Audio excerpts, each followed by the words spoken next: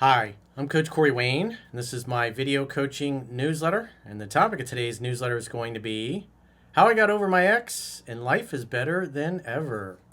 Well, this email is an update to an email that I did back in February of this year, which would be February 2025. And so we're now into July 2025, so about 5 months or so later. And so he was really struggling because he had a breakup. And so that previous email was titled, First Rate Pussy is the Best Way to Get an Ex Back. And so he shares how he got over his ex and he's been living his best life. He's obviously been reading the book, being a good student. He's taking it seriously. He's participating in his own rescue. He's taken massive action to turn his life around and move towards the things that he wants and away from the things that he no longer wants, that no longer serve him. So let's see what he's done successfully. He says, Hey, Coach, I hope all is well. I wanted to update as to how things are going. Back in February, you did a newsletter. First Rate Pussy is the best way to get an ex back. My BPD ex, borderline personality disorder ex, came and fucked me one last time and moved in with a guy down the street. I'm not sure, I think this was one where he found out his ex was sleeping with a dude down the street that wasn't on the same level as he was. And so that's, you're in the middle of a breakup and you find out your ex or your girlfriend that you thought was your girlfriend. I don't know if she was cheating on him. I can't remember because it was 5 months ago. And then you see her every day down the street. And if I remember right, he was struggling pretty hard at the time.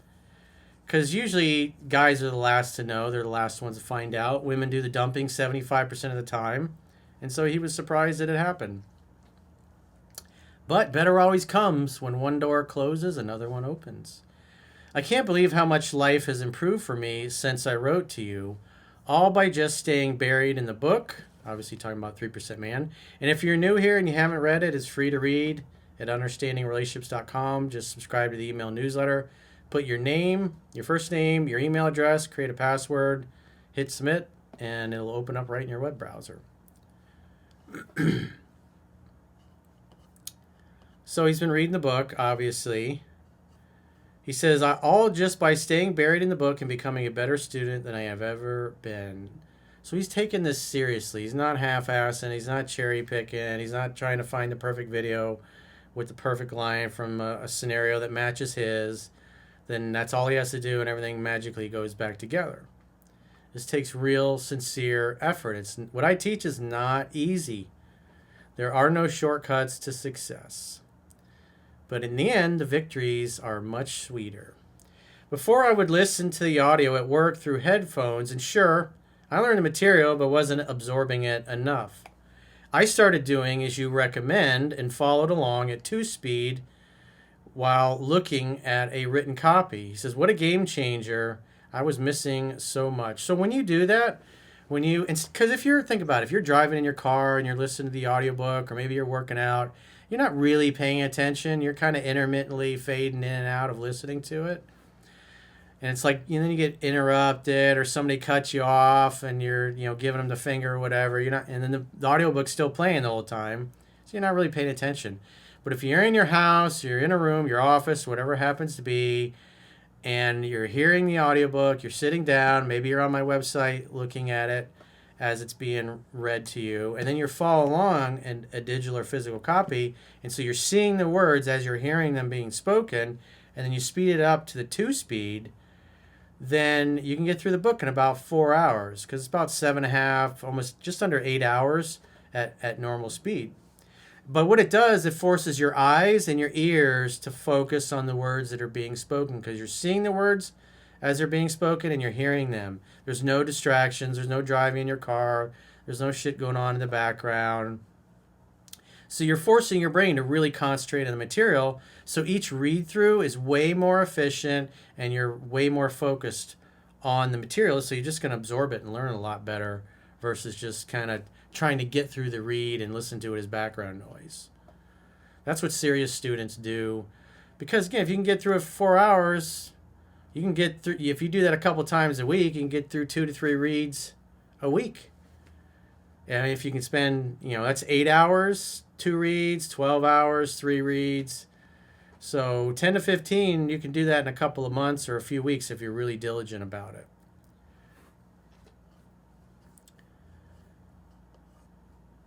So he says, at 41 years old, I have found the hardest thing is to undo all the old programming I have had installed over 4 decades. Yeah, because you're emotionally anchored to those behaviors. If you start to do something that is natural and innate and attractive, as the book says, but you've got a negative charge over what you think you should do just because you've been, again, 40 fucking years thinking and being the same way, you're going to feel some uncomfort, or discomfort, I should say. That's what we call getting outside your comfort zone. And so as you start to apply things that don't kind of necessarily feel right, or you feel conflicted, but you always have done it for 40 years this way and you didn't get the results you want, and then you start applying it even though it's uncomfortable and doing things that might not necessarily feel good or that you're fearful about, and then you see that what's in the book shows up in your life exactly the same way, and you're like, oh, wow. And then it happens again and again and again and again. What happens is over time you start to rewire your brain to think in ways that are appropriate and natural and innate. And because you're getting life experience of things being the right way and doing things the right way, you have new frame of reference. And that gives you wisdom. And it also gives you the courage and the strength to continue to do more things that are aligned with the book and less with what you see in traditional movies, media, TV, and societal programming. Like you, I came from a bit of a fucked up family, but seeing how my upbringing has played a role in the types of relationships I have chosen in life has really helped me progress. It really is a mindset. I avoid all the negative news, talk, and shit jammed down our throats by the media, and for the first time in a long time, even with all the shit happening in the world, I'm just looking around every day thinking life is beautiful. Well, one thing I do want to say about that is good men sleep peacefully in their beds at night because rough men stand ready to do violence on their behalf. So you can pretend like the problems don't affect you or they don't bother you, but at the end of the day, you still live in that world. And you still have a vote in elections to determine whether the barbarians are outside the gates or, like what the Democrats have been doing when Biden was in office, letting them all the barbarians inside the gates. And that's how you ruin your society. That's eventually what led to the fall of Rome. They just let too many people in that didn't share Roman values, didn't believe in the system, didn't believe in the government. They debauched the currency. They became corrupt, the society became corrupt, and eventually it collapsed. And a lot of people died, and then you had the Dark Ages. I had a girlfriend when I wrote last, but decided to end it with her. Truth is, deep down inside me, I feel like I've never even gotten close to the best I can get in a woman. And like you say, you deserve the best you can get. That is your birthright. Well, what initially, for most of us, seems like the dream woman or the unattainable, the reality is you're that attracted to somebody like that because attraction's not a choice. You're supposed to be that attracted to somebody, and they're supposed to be that attracted to you. But if you don't think you're worthy or deserving of it, even when you meet somebody that really likes you, you'll talk and text and chase her right out of your life because you're convinced deep down that you don't deserve to have what you really want. And that's where the book can really help you, is to cut out all those behaviors you may have been doing that turns off women that really like you. I didn't want to do it, but ended it because I felt inside that it had to be done. I talked about it with her, gave her closure, and ended it respectfully and amicably, a courtesy I've never been granted by any woman that has dumped me. True. Women are pretty savage. Because usually guys don't take no for an answer, and they try to beg and plead and get her to change her mind because they're focused on what they want. But when the woman's ready to tap out, you let her go. So there I was, no girlfriend, no prospects, but totally felt calm and comfortable inside myself with this fact. I started engaging with people everywhere I went. I started by confidently walking up to the sexiest cashier at stores with my purchases and confidently engaging with them in playful and fun ways. I saw the effects immediately, the way most of them would light up with this smile and energy that said, wow, most people who come through here don't have this guy's type of positive, fun, and easygoing energy. So they remember you because you light them up. It's good energy, good vibes. Young women in their 20s do this. Same with older women in their 60s. They respond the same way. That was my first real aha moment. It's like when I tell guys, you get in the habit of talking to people anywhere and everywhere, old people, young people, beautiful people, ugly people, dudes, just anybody you encounter, whether it's in the elevator, standing in line at the grocery store, somebody sitting next to you at the restaurant or the bar, just get in the habit of taking sincere, authentic interest in other people. And you practice that. Because it's the same process, whether you're just making small talk with a nice little old lady or the hottest woman that you've seen this week. It's the same process. And people that haven't practiced it enough won't do it. Like I was talking about this in a video newsletter a couple of weeks ago, and there were 5 or 6 smart asses saying that was ridiculous. You shouldn't go and do that. But for guys that have never practiced it, it's easy to ridicule because then they don't have to do nothing. Because doing that is so uncomfortable to them, they would rather ridicule it and insult me than do something to change their life, even though I've been doing this 20 years, and there's constant success stories of guys that do these things. But it's easier to mock it and dismiss it because then you don't have to do anything. You don't have to risk being uncomfortable. And this guy was willing to risk being uncomfortable and trust the things that I was saying. And he started opening the big hole in his face and talking to people that he met in his daily life. And it was like cute girls, old ladies, they all respond the same. So he got to see in his life, in the real world, the things that I was talking about. He had to experience it himself because he was brave and he was courageous, unlike some of the dudes that were, it was last week or the week before I did a video newsletter talking about improving your social skills, because the guy, I think he was totally relying on dating apps and he was terrified to talk to people in person. And so when you got something like that, you're trying to help, and then you got a bunch of jackasses in the comments going, oh, that's stupid, that's ridiculous, that's weird, creepy, don't do that. It's, those guys, because they're too weak to do it, can have a negative effect on the guy that is open to it, but they make him feel ashamed of thinking to do those things. He says, after a couple of weeks of this, I got comfortable and started engaging with women out in public that smiled and made eye contact with me. I asked them a few questions about themselves and then their name. If they asked me mine, I'd say, I'd like to talk some more with you. What's your number? As I pull out my phone out of my pocket, I will open it up and have them put their number in. Yeah, so as you're asking that, you're pulling the phone out of your pocket, you're looking at it, you get to the screen to where you put a new contact in, and then you just hand them your phone. It's very simple, very easy, very smooth. I will call 3 or 4 days later. If they answer, I talk a bit and try to set a date. If not, I leave a message. And if I hear from them, great. If not, see you, bye, number gets deleted. I haven't gotten more women on the phone than I have, but I have never been turned down when asking for a number yet. That sentence kind of didn't make any sense. I think he mistyped some words there. I have gotten out on dates with some of these women, something I have never done. I'd always meet people through friends or worse, dating apps. He says, man, those things are a beacon for the disordered. It's like fishing in the sewer, unfortunately. I have hooked up with some of them, but these women are throwing out crazy red flags, telling me about how their last 2 exes were toxic.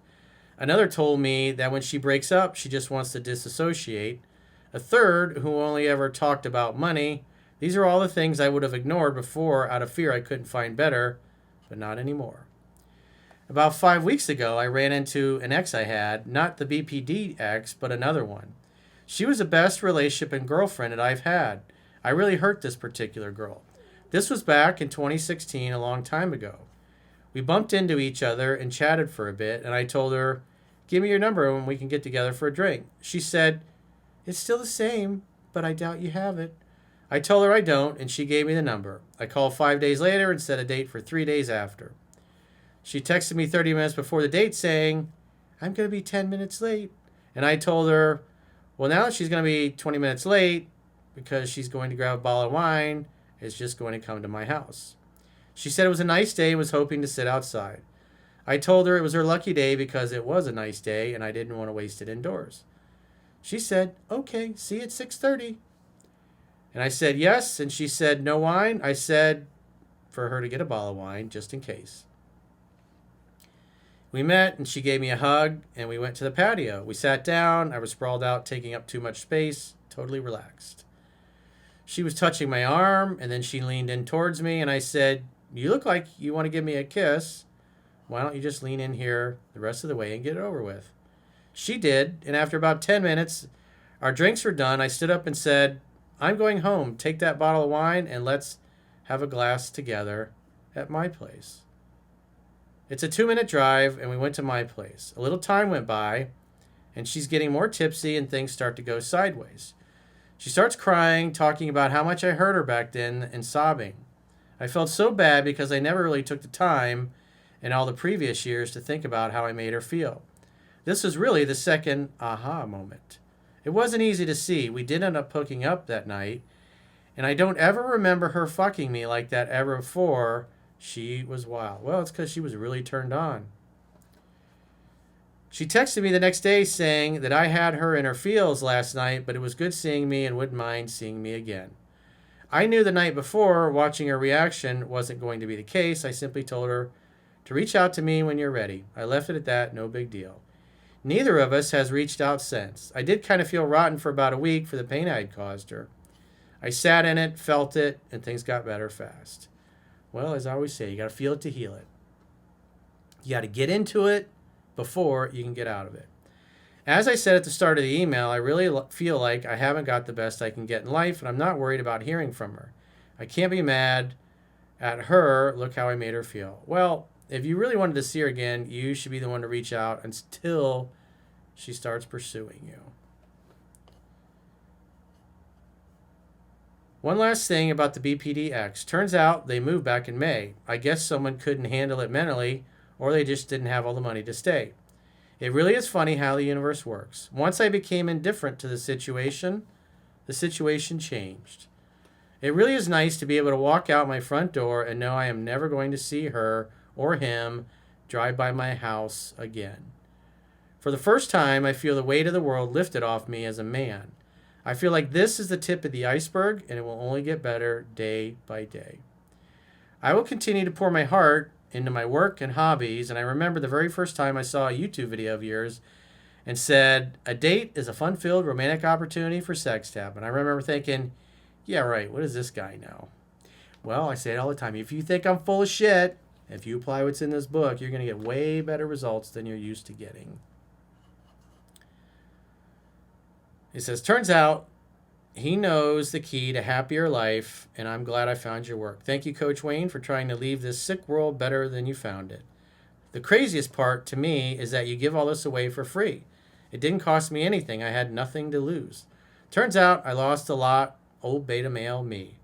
As I have seen the positive results, I have felt compelled to donate through YouTube and will continue to do so. Thanks again, Coach. Well, if you got a question or challenge and you want to get my help, go to understandingrelationships.com. Click the coaching tab at the top of your screen on any page on my website. Book a coaching session with yours truly. And if you really like the videos and you want to support the channel and get access to all of our extra exclusive premium members only content, including all the replays of the live streams that we do with myself, Chunky, and the girls answering your questions, which, you can obviously, everybody can watch the live streams for free, but after the broadcast is over, you have to be a paying member to get access to the replays. Plus, we're doing extra video newsletters just about every day. And again, paying members have access to that. So in the video description of this video, there are links to join on YouTube, or you can join on Spotify or our website, understandingrelationships.com. And the good news is with the website, you can do a 7-day free trial, so you can check out what content you get for your money. And if you choose an annual plan, you get a 25% discount at the end of the 7-day free trial for paying the whole year's premium up front. So go to understandingrelationships.com, click the plans tab, sign up for a 7-day free trial for our premium exclusive content. And remember, our live streams are on Thursdays and Fridays. Thursday from 2 to 4 and Friday from 1 to 3. That's Eastern Standard Time Zone. Same time zone as Miami and New York. Until next time, I will talk to you soon.